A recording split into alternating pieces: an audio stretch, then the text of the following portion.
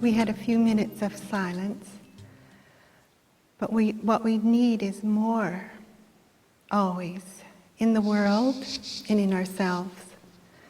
And it's a way to allow the intelligence to have a chance to come forward, and compassion, so that we can begin to heal the world and heal ourselves. And it's always magical in those moments of silence, that we can all sit in silence and enjoy it and not have to fill it up. And the world is full of sound and full of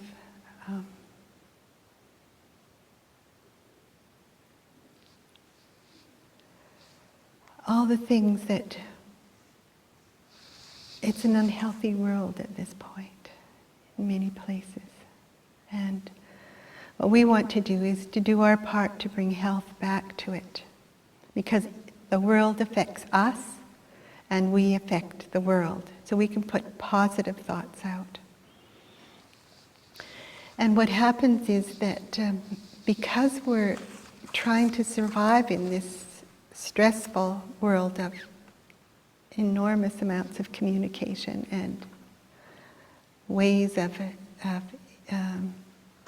getting places quickly and living fast and watching mediocre entertainment and forgetting to do our practices, that we have this spiritual part. We need to, that deterioration of our spiritual and physical life needs to be brought back into balance. Or else it does cause illness or ill health or imbalance. And we can work with bringing ourselves back to balance, back to harmony, back to peace. And that's why we have the practices. That's why we need to take the opportunities to be with ourselves, to take the time to step aside and outside of that life. And we don't want to generate it here either. We want to know that the work we're doing is important. We know that the practices we're doing help that work to bring it into balance. Because we have so many expectations for ourselves and so many ambitions. And there's so much worry and anxiety and it makes a force. And what we want to do is make a force of peace and calm and compassion. So we begin to develop passion, and often if someone's in need, then that's an opportunity for us. If we see someone in a crisis of some kind, then we can step forward. And we often start with the people that are closest to us, our family or our loved ones, and then we can step in, because I know that feeling of somebody in your family, something happens in your family. But then you get to the stage where a person's unknown and they're in crisis and despair. You can step in. And then it comes to the place where you can step in to the downtrodden and the despairing that you don't know. And so each time you're giving yourself a wider and wider world to live in and to bring that calm and peace, but you have to develop it first yourself. And Swami Radha says that the Divine Light Invocation is a practice that contains what you need, sort of the proper ingredients for bringing that forward in yourself and for giving.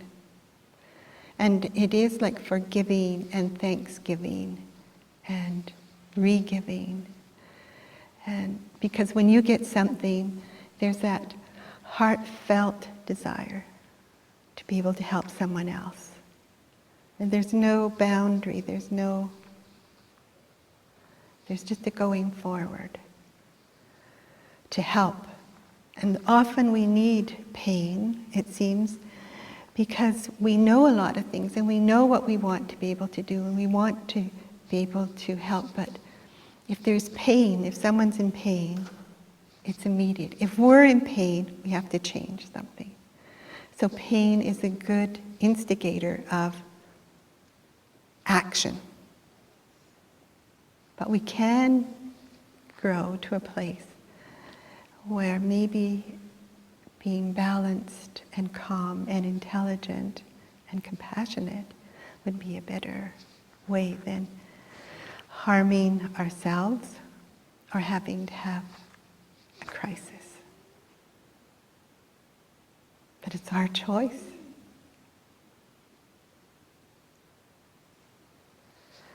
And I think of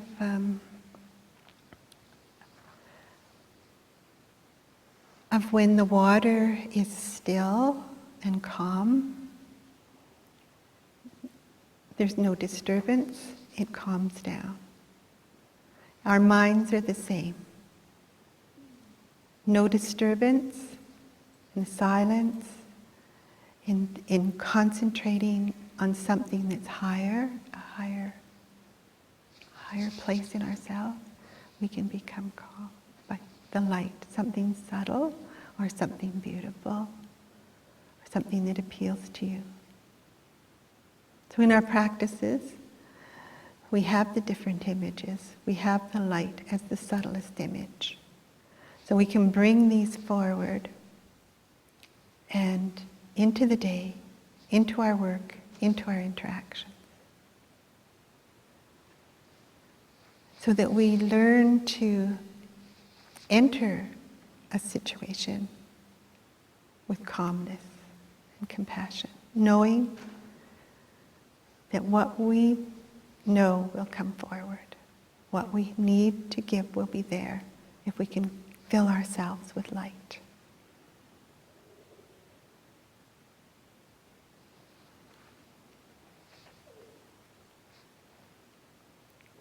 So we can all learn to do that. And maybe the world will turn. Swami Radha says that that woman has to come forward and find out what her purpose is. And the woman in each of us, men and women, that part that comes and brings life back after there's been destruction. And there's been a lot of destruction in the world. And I see that more women are coming forward as leaders in different countries, and people who are taking care. So we can all start taking care of each other and ourselves first. And bringing ourselves back into balance, back into harmony, step by step. We can all do it. We have that potential. Namaste.